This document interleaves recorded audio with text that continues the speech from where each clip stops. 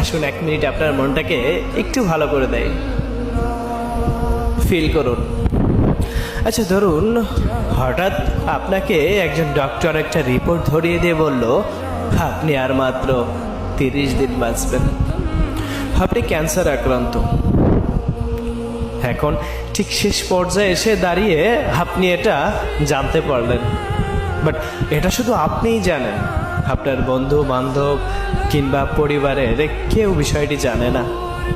প্রতিদিনের মতো আজকেও আপনার বাবা আপনাকে বকাঝকা শুরু করলো, তোকে দিয়ে কিচ্ছু হবে না, সারাদিন কোথায় থাকিস, কি করিস ইত্যাদি।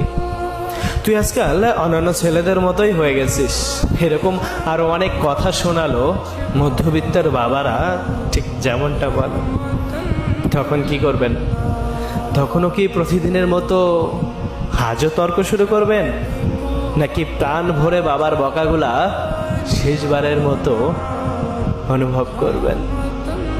হঠাৎ আপনার আম্মু এসে আপনাকে বলল, নে ভাত খেয়ে নে।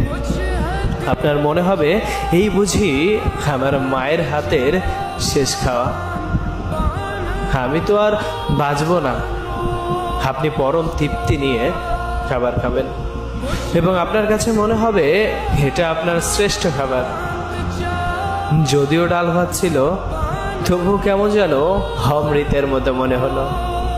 আপনি বাইরে বের হলেন, পুরোনো এক বন্ধুর সাথে হঠাৎ দেখা, যাকে আপনি মোটেও সহ্য করতে পারতেন না।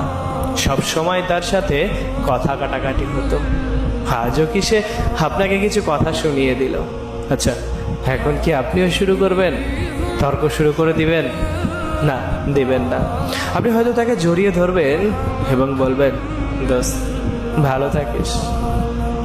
আপনি আপনার এলাকার একটু ঘুরে ঘুরে দেখলেন আর ভাবছেন সব কিছুই স্বাভাবিক থাকবে, শুধু হারিয়ে যাব অনির্দিষ্টকালের জন্য আমি।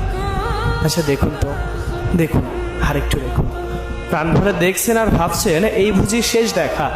প্রাণ ভরে দেখছেন আকাশ বাতাস, কি আপনার এলাকার 2-3টা কুকুর আছে, ওদেরকেও আপনি প্রাণ ভরে দেখছেন। কুকুরগুলোকে আপনি দোকান থেকে কিছু কিনে খাওয়ালেন। এলাকার যে মুরব্বী দেখলে আপনি দূরে সরে যেতেন, এখন তাদের কাছে এগিয়ে গেলেন, বললেন, চাচা, ও চাচা, চাচা আপনার শরীরটা ভালো তো? ঠিকমতো ওষুধ খাবেন, আমার জন্য দোয়া করবেন। আমি কখনো ভুল করে থাকলে আমাকে ক্ষমা করে দিবেন চাচা। আপনার চক্ষু শীতল হয়ে যাচ্ছে। হঠাৎ আপনার মনে পড়লো